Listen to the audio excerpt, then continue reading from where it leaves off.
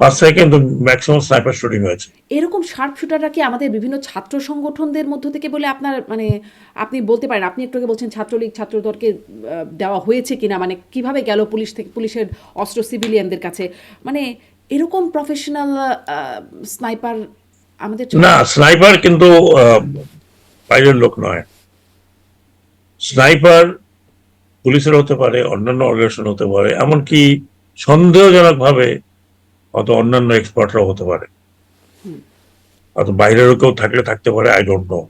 আর এগুলো তো ইনভেস্টিগেশনের ব্যাপার, ইনভেস্টিগেশন না করলে তো বোঝা যাচ্ছে না। কিন্তু এই ইনভেস্টিগেশন গুলো হয়নি। আমি মনে করি যদি ভবিষ্যতের বর্তমান সরকার এই ইনভেস্টিগেশন গুলো করতে চায় তাহলে খুব ভালো হবে, কারণ এটা ভবিষ্যতের জন্য একটা বড় ধরনের শিক্ষণীয়, বড় ধরনের বিষয় হয়ে দাঁড়াবে।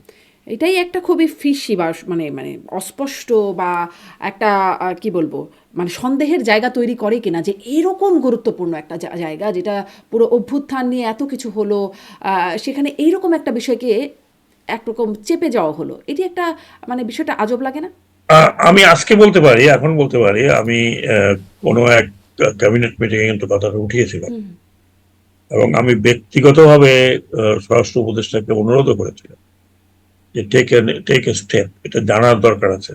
আজকের জন্য না হলে ভবিষ্যতের জন্য জানার দরকার আছে। আজকের আমাদের জন্য না হলে ভবিষ্যৎ সরকারে যারা আসবেন তাদের জানার দরকার আছে যে হোয়াট অ্যাকচুয়ালি হ্যাপেন আজকে। হুম আহ, জনাব তারেক রহমানের নেতৃত্বে বিএনপি ক্ষমতায় আছে, কিন্তু এই বিএনপি তো 17 বছর সাফার করেছে।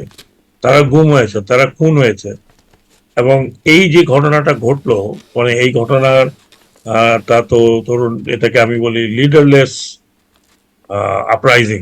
হুম এবং এই লিডারলেস আপরাইজিং হলো কিভাবে হলো, কেন হলো, এটা যদি, এবং এই ঘটনাগুলো আমার মনে হয় যদি এই সরকার, বর্তমান জনাব তারেক রহমানের সরকার যদি সঠিকভাবে এটাকে ইনভেস্টিগেশন করে বের না করে, তাহলে তারা ভবিষ্যৎ আহ, কিভাবে নির্ধারণ করবেন আমার ঠিক জানা নেই। জি